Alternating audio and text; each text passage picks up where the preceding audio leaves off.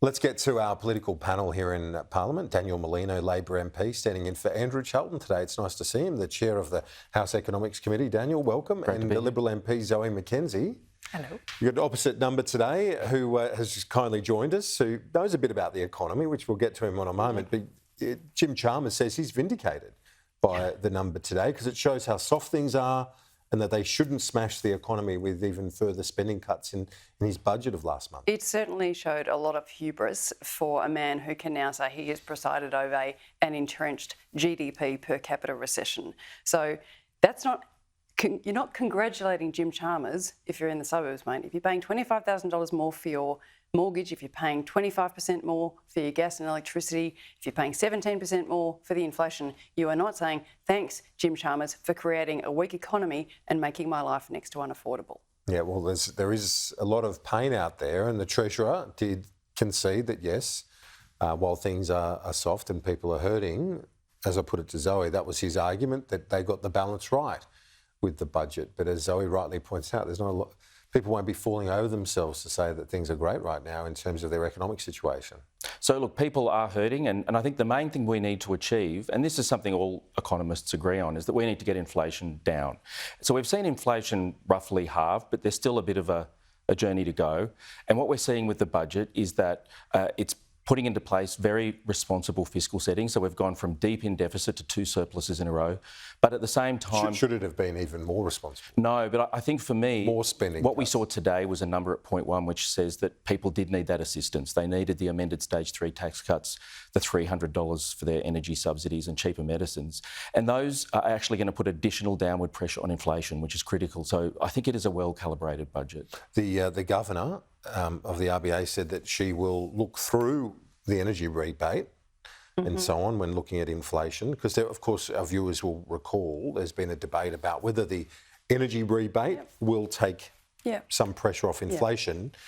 If it does, the measured inflation, the Governor says the RBA is going to look beyond that to the underlying inflation.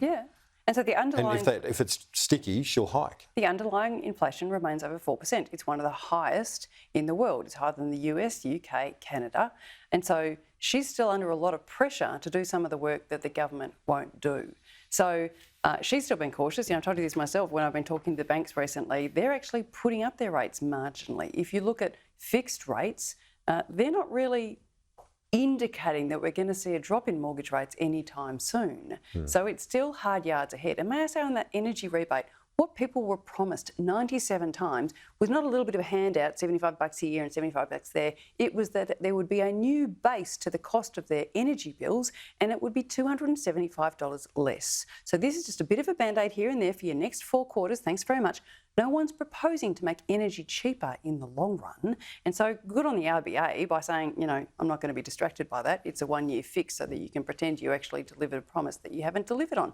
It should have been a formal rebasing of the prices of energy, and we haven't seen it. The RBA Governor, and I'll get your reaction to that, in saying that she will look through the rebate and look at trimmed mean inflation or underlying inflation, was that a bit of a slap down to suggestions that the government's measures will actually knock off some of the inflationary pressure? No, I think the RBA's been clear right from the get-go that they tend to look at the more stable forms of inflation. But we've seen those core non-volatile trimmed measures of inflation coming down substantially as well. So they're tracking as they should. And it's not sticky? I think the thing we need to bear in mind... Is it not sticky right now? We're looking at the last couple of months? Look, I think we're seeing in the non-traded sector in most of the advanced economies around the world a degree of stickiness. And in a sense, it's not surprising that inflation tends to come down a bit slower as you get closer to the goal. That's pretty normal. The thing I think I'd point out about the economy is that we've been able to achieve substantial reductions of inflation with much less disruption of the labour market than many had forecast, which is a really good outcome in terms of the trajectory that we're on.